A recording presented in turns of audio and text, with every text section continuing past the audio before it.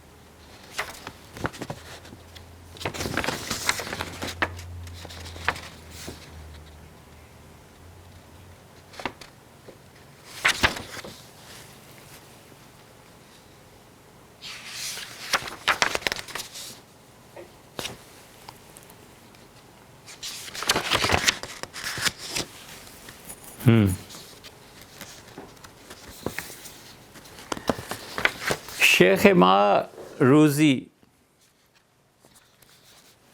ہمارے شیخ حضرت ابو سعید رحمۃ اللہ علیہ نے گویا نگاہ اٹھا کر دیکھا اور فرمایا کہ کیا ہو گیا ہے، اس جگہ پہ خانقاہ میں حکمت والا کوئی آ گیا ہے، فلسفی، حکیم، دانا۔ تو اتنے میں دیکھا گیا کہ خواجہ ابو علی درآمد، ابو علی سینا آئے، وہ بنشست اور بیٹھ گئے اور شیخ سے باتیں کرنے لگے۔ تو شیخ اٹھ کھڑے ہوئے، مجلس تمام کر نشست ختم ہو گئی، اور شیخ اٹھے اور اپنے گھر تشریف لے چلے۔ حضرت ابو سعید رحمۃ اللہ علیہ اور ان کے ساتھ ہی ابو علی سینا بھی چل پڑے۔ شیخ در خانہ شد و در خانہ فراز کردند، حضرت اپنے گھر میں رک گئے۔ و سے شبانہ روز بیک دیگر بودند بخلوت، اور پھر کمرے کا دروازہ بند ہو گیا، اور حضرت ابو سعید ابو الخیر رحمۃ اللہ علیہ اور ابو علی سینا دونوں اندر رہے، اور 3 دن اور 3 راتیں ان دونوں نے اس حال میں گزاری۔ وہ سخن میں گفتند، وہ آپس میں باتیں کرتے رہے۔ وہ کس دانست، اور کسی کو آج تک نہیں پتہ چلا کہ شیخ کی اور ان کی ان 3 دنوں میں کیا مجالس رہیں اور کس نے کسی سے کیا کہا۔ اسے شبانہ روز 3 دن کے بعد خواجہ ابو علی سینا برفت، ابو علی سینا اپنے گھر کو چلے۔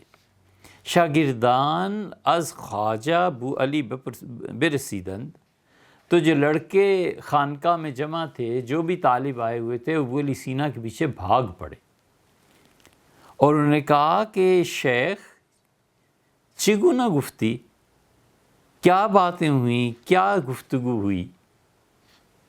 اب دونوں 3 دن اندر رہے اور سوائے جماعت کی نماز کے باہر نہیں نکلے، ہوا کیا؟ آپ 3 دن کیا بحث کرتے رہے؟ تو ابو علی سینا نے کہا کہ ہرچے من می دانم او می بینت، یہ ہمارے حضرت رحمۃ اللہ علیہ نے یہ جملہ پڑھا تھا، تو ہم نے کہا آپ کے سامنے رکھیں عرفان نظری میں، تاکہ آپ کل کو حوالہ دیکھنا چاہیں تو یہ اسرار التوحید دیکھیے۔ ابو علی سینا بولے اور انہوں نے بس ایک بات کی، انہوں نے کہا ہرچے من می دانم، جو کچھ مجھے علم نے سکھایا ہے، اومی بینت، تمہارے شیخ اس کو دیکھتے ہیں۔ مریدان شیخ چوبہ نزدیک شیخ در آمدند، لڑکے مرید بھاگے اور آ کر شیخ کو دیکھا، وہ بھی باہر تشریف لائے تھے۔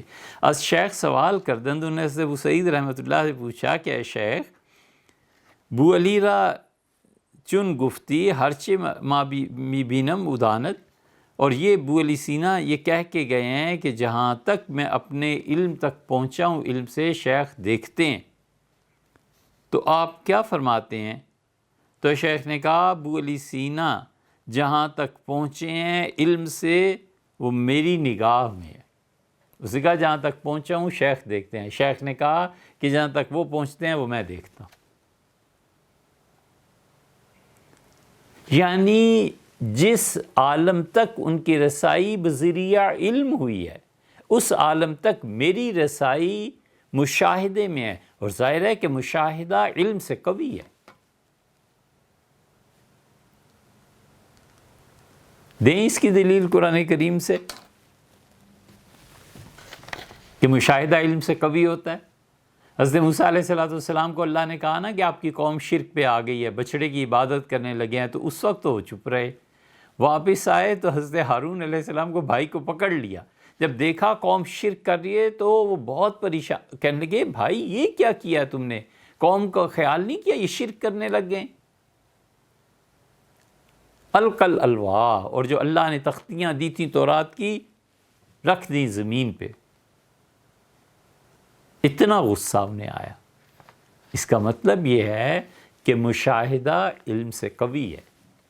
وہاں خبر تھی نا، یہاں مشاہدہ ہو گیا، تو خبر کو مشاہدے کے درجے تک پہنچنے کے لیے سفر کرنا پڑتا ہے، اور جب سفر تمام ہوتا ہے تو پھر اس کے نتائج برآمد ہوتے ہیں۔ اسی لیے یہ حضرت رحمۃ اللہ میں فرمایا تھا۔ اسی لیے حضرت ابو سعید رحمۃ اللہ سے پوچھا گیا کہ ابو علی سینا، انہوں نے کہا جس مقام کے تخت پر ہم بیٹھے ہیں ابو علی سینا ابھی لاٹھی ٹیکتا ہوا اس کی تلاش میں آ رہا ہے۔ یہی وجہ ہے، اشارات پڑھیے، ابو علی سینا کی کتاب اشارات یہ مارکے کی کتابوں میں سے ہے، پڑھیں اشارات۔ اسی لیے ابو علی سینا اتنا بڑا فلسفی آخر پہ لکھتا ہے، 3 ابواب اس نے قائم کیا ہیں اشارات کے آخر پہ۔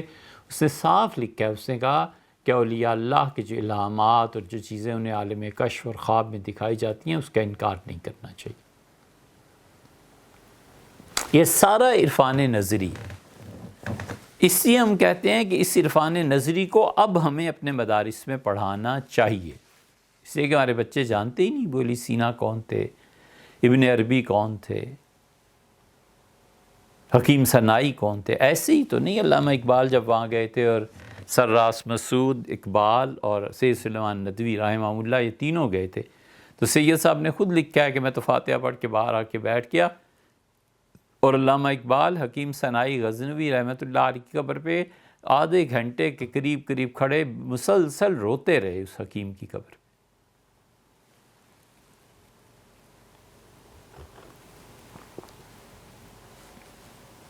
یہ اس لیے کہتے ہیں کہ ہمارے بچوں کو یہ پڑھنا چاہیے کہ مستقل ایک فرقہ ہے جس کے امام ہمارے محترم غامدی صاحب ہیں۔ یہ سب تصوف کو جھوٹ، تصوف پہ تنقید، صوفیہ کے متعلق یہ تہمت کہ انہوں نے اپنا پورا دین گھڑ لیا تھا، یہ پورا ایک طبقہ اب امت میں پیدا ہو گیا ہے، اور کوئی شبہ نہیں ہے ان کی گمراہی میں، کوئی شبہ نہیں۔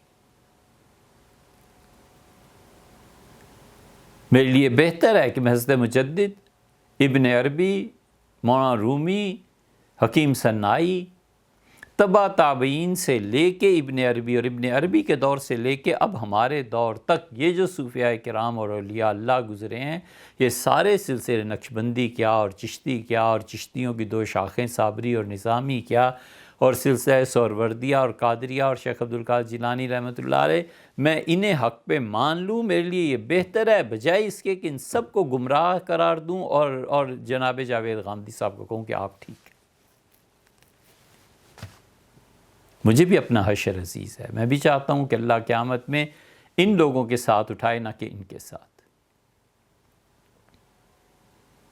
وہ کیوں نہیں پڑھتے ان لوگوں کو؟ وہ کشف المحجوب کیوں نہیں پڑھتے؟ وہ جامی کی اصطلاحات کیوں نہیں پڑھتے؟ اس لیے ان کے حوالوں میں، ان کی تقاریر میں ان لوگوں کا نام اول تو آتا ہی نہیں، آ جائے تو عزت احترام کے ساتھ نام لیتے ہیں، یہ ان کی مہربانی ہے گویا، لیکن ان کے جو موقف ہے، جو ان کے دلائل ہیں، صحیح ان کا رد کرتے ہیں، کفر تک پہنچاتے ہیں۔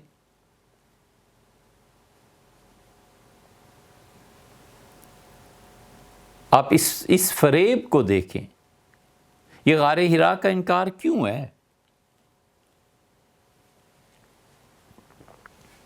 کیوں نہ حدیث کا انکار ہے جو امام زہری رحمۃ اللہ علیہ کے علاوہ بھی ثابت ہوتی ہیں؟ حضرت رسالت پناہ صلی اللہ علیہ وسلم کے سامنے حرا کا ذکر آ رہا ہے، لوگ عبادت کے لیے اس غار میں جاتے تھے۔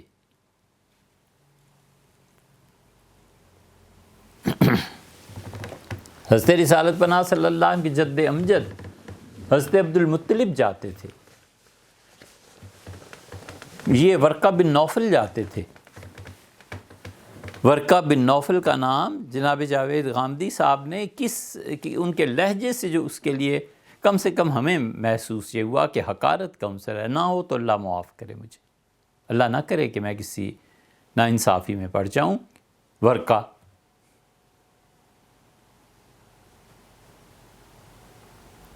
یہ سب لوگ تصوف کے ناقدین،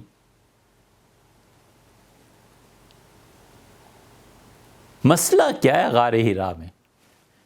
بات اتنی سی ہے کہ کیا مسجد کے ہوتے ہوئے کوئی اور مقام بھی ایسا ہے جسے اللہ اپنی معرفت کے لیے چن لے؟ حضرت رسالت پناہ صلی اللہ علیہ وسلم مکہ مکرمہ میں ہیں، بیت اللہ ہے، وہی وہاں نہیں آئی، وہاں آئی ہے۔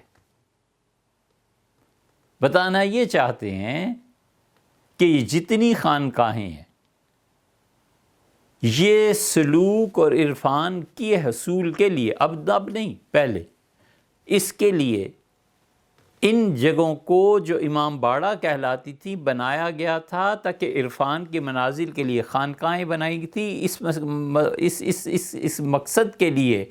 تو خانقاہیں اور امام بارگاہیں یہ سب کی سب فضول چیزیں ہیں، اصل بیت اللہ ہے۔ ہم کہتے ہیں بیت اللہ ہی اصل ہے، تو وہی وہاں بھیج دی ہوتی۔ حضرت رسالت مآب صلی اللہ علیہ وسلم موجود تھے، اور اس کے بھی پیچھے جا کے خدا کی ہدایت کو مقید کرنا ہے مساجد کے ساتھ۔ ہم مساجد کی خدمت کرنے والے، ہم بنانے والے، ہم اللہ کی توحید اور ان چیزوں کا پیغام پھیلانے والے، ہر جمعے کو تقریریں ہمارے علماء کرتے ہیں الحمدللہ۔ مساجد کی عظمت کی بات نہیں ہے، بات یہ ہے کہ آپ جڑ کاٹنا چاہتے ہیں ان خانقاہوں کی اور ان چیزوں کی، اور اللہ کہتا ہے ایسے گھر جہاں میرا نام لیا جاتا ہے، میرے بندے رہتے ہیں، صبح شام مجھے یاد کرتے ہیں۔ سورہ نور کی آیت ہے، یعنی عوارف المعارف میں حضرت شہاب الدین سہروردی رحمۃ اللہ علیہ نے اسی آیت سے خانقاہوں کا جواز لکھا ہے۔ مسئلہ تو یہ ہے کہ آپ یہ تعلیم دینا چاہتے ہیں کہ مساجد کے علاوہ ہدایت کی تجلیات کہیں نہیں پڑتی۔ چونکہ غار حرا اس نظریے کی نفی کرتا ہے، اس لیے غار حرا سے انکار کرنا ہے۔ من خوب می شناسم پیران پارسارا۔ اسی جتنے بھی تصوف کے ناقدین ہمارے زمانے میں، ہر ایک سے بات کہاں ہو سکتی ہے، کرنی بھی نہیں چاہیے، انہیں پتہ ہی نہیں بیچاروں کو۔ ہم کہتے ہیں حضرت ادھر بھی پڑھ لیں، ادھر بھی پڑھ لیں، ادھر بھی بڑے بڑے شعر بندھے ہوئے ہیں، کھڑے ہیں، جنہوں نے اللہ کی معرفت کو قلم بند کیا ہے، جو کچھ ان پہ گزری ہے، یہ سب چیزیں ہیں۔